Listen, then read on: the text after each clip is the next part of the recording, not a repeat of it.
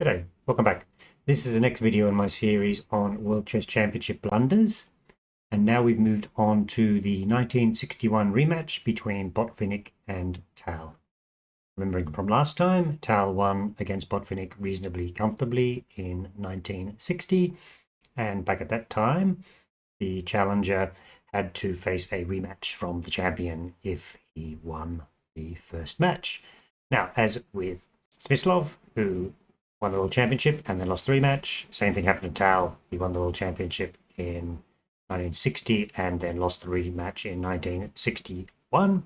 And although he would continue to be active for many years after that at a very high level, he never got to compete for the World Chess Championship again. So, just a bit of a background on this match. Let's quickly go to my capture screen and have a look at Wikipedia.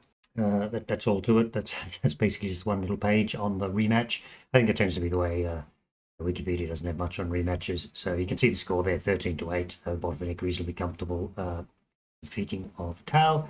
And there's a bit of discussion there about whether Tal was unwell or not. Read into that what you want. So just close that Wikipedia for a second. You can see the profile of the match there, this top right chart. Botvinnik is the red lines, 12.5 to win, 24 games, finished after 21 games when already earned enough points.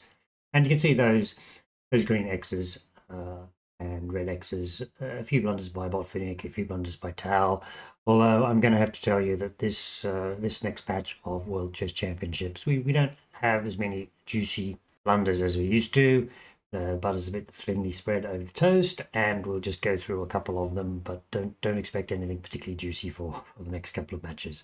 So just quickly look at this first game I've chosen to look at, which is game 10. I'm going to look at 3 games today. Game 10, and then game 17, and game 18, and game 20. Okay, so you can see the game score there, that at around about move 29, that White Tal makes a mistake and ends a sort of a drawn game, lost game. I'm not going to say these are the most dramatic blunders in the world, but certainly this is a mistake which led to the loss of game. You can see the position there. White is down 1 pawn, bishop's off colours, reasonably good drawing chances. So his actual blunder is the move I just put on the board there, g5. What he should have done was just king d2, hold position and defend, keep well in front of those black central pawns, which are quite threatening. Okay, so he played g5. Now, at its most basic level, this loses a pawn. So black takes, and then I'll even sort of up the ante, push the h pawn. Black takes. So now white is 3 pawns down. He can get 1 pawn back, but this whole strategy was just wrong-headed. The game goes on, and black wins. He played knight g8 here, but there was actually a more precise continuation in the game. Let's just go through a quicker way to win. Knight h5. This is like +3 black. King holds position there, and the whole strategy here is for black. We'll just go through this quickly just to give you an idea. And hold the g pawn so that white has no counterplay on the king side of the board. Start pushing your pawns, and I mean, you'd think that take it, but unfortunately what would happen there is the knight is holding the pawn, so you cannot take the very advanced c pawn. Okay, that's one continuation. Another continuation might be, what I'm going to say is that this rook was always tied down to the a file, up his a pawn. So there's a few things that make it difficult, and basically you can just see how this is this is going to be a very easy win for black. So basically that idea, Tal just dropped 2 pawns, or 1 pawn effectively, became an even more clearly losing position as black pieces can support those fast and dangerous central pawns. Okay, so that was game number 10. Now I am going to move on to game number 17. Give me 1 sec. Okay, there we are. You can see the game score. About move 32, there was a blunder by Tal as black, which Botvinnik missed. This is quite tactical. We can go quickly, but it's quite an interesting little tactic, right? So the move, which is a blunder, is the position. White has potential pawn storm, centrally placed bishop chair, but bishop centrally placed bishop pair, but nothing too untoward as yet. And the blunder is king to f8. Now have a quick look and see what the problem with this move is. In the game, white played queen f3, game went on, but that's not what happened. What tactic here is, let's have a look, is e6. Right, if you take with the rook, which is actually given as the best continuation, then obviously that's not good. Let's just quickly go through that. 6. There's a few tactics going on here. Bishop's attacking there, bishop's attacking there. So the best line for white is queen g2. And then now that takes the knight out of the line of fire, and you can see that white is simply one piece to the good. Right, so you might go back and say, well, okay, e6, what's wrong with f takes e6? Well, let's have a look at that. This is probably the tactic which Botvinnik missed. Botvinnik probably didn't look for these sorts of tactics. Queen dives in. Okay, threading mate, right? So the best way of avoiding that is queen to is bishop takes c3, and the tactic now is as follows. First of all, get the king of any sort of checks, and you'll see that the point of this move, for instance, let's queen g7, take that pawn with check, and by moving the king into the corner, we've freed up the rook. Black's going to lose his queen. There are different variations, but that's basically the main continuation. That g-file very dramatically, so that was the problem with this sort of the logical f takes e6, white dives in. There is no hope for black. Okay, so that is game number 17.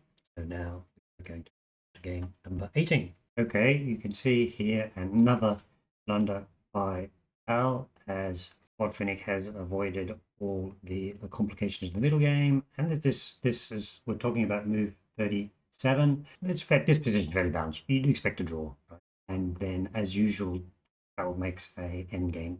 Let's go through this one. So that white plays bishop f5. I just know that rook g1 was a better continuation. Okay, so what's wrong with that continuation? Well, it's a very simple one. This is the game continuation. F takes e5 check. Got to take back with the knight, and now it's from sort of one pawn down, good drawing chances. You're now 2 pawns down, and the whole point is that posing rooks there, so the king can't take the knights, and that was obviously the tactic which got messed up, and before this tactic occurred. In fact, after a couple more moves, where black is able to consolidate the passed d pawn, Tal resigned. Yeah. So I said the blunders in this World Championship weren't so profound, but certainly there's in a few games here where Tal's just thrown easy draw. Okay, so now we move on to the last game, which I'm going to look at, which is game number 20. Okay, here we are. You can see the game score there. That Tal was actually winning this game. And look at the position. He is a pawn up. It's a dangerous a pawn on the 6th rank. And there's a couple of blunders by Tal and a couple of matching sort of blunders, not quite flagged as done blunders by Botvinnik. Game ended up being a draw, so maybe this was one of Tal's last chances to try and catch up, although he was already well behind. So I've got quite a few variations to go through here. I'm just going to go through the simplest ones. So I've got this position, and the winning move is king to b2. So let's have a look at what happens if Tal actually played king to b3, but king to b2 is keeping pressure on the rook. So let's see what a typical continuation would be, and we'll compare it with the potential game continuation. Rook a5, so keep pressure behind the a pawn, king b3, threatening to move to b4 and further up. The rook drops back, and then now we swing our rook across, and this is the shoot, because now we can grab the a pawn. Now in a position where you just look at the dominance of the white rook. It's going to be sitting, it's probably going to sit on that square. It's going to keep pressure on that pawn forever, and it's going to be able to shepherd win. Okay, so let's have a look at the potential continuation, different continuation. So we had this position where drove the rook up, moved to b3, and the point of this is that the rook here is tied down versus the rook here. It can swing around. This is white, why not king d7? Now you see the problem. Just push the pawn, right? And this is going to be one of those situations where, because of the threatened crossover and skewer, that black has to start heading back to the corner, and you end up with a very single fade. Even in this position where black has got the pawn and taken it with the king, black's king is cut off on the back. Very bad position. Sort of go gradually, are able to pick up another pawn. So that's another way that position would have been won. What was I going to say? So that's all king b2. King b2 was winning. So what is different with king b3? Now, what actually happened is that black played rook b1 check here, which actually gave the benefit back to Tal, but what he should have played was king d7. So what's the difference here? We just saw a line where the pawn was pushed to a7. Okay, pawn pushed to a7. Back like we did before. And the difference is that the black king is not going to be pinned back.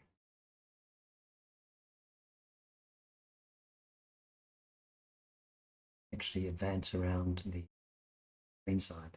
And even if white had checked earlier, the same situation would have occurred. This rook keeps that pawn tied down and that rook restricted in front of it, and because of the position of black king, white can't make any progress versus the pawns on the queen side, whereas in the previous position the king was stuck on that. And there's another line here, king d7. The other possibilities, rather than advancing pawn in that line, try king b4, but position there's we get this similar line again. This is the key, right? Because the black king can get to that square, it stops the white rook from that maneuver across and getting onto the square. So that was kind of different. So it's like just one subtle move difference makes a difference between a draw and a completely winning rook and pawn endgame. Okay, so that was game 20. As I say, those blunders were quite subtle, not enormous blunders.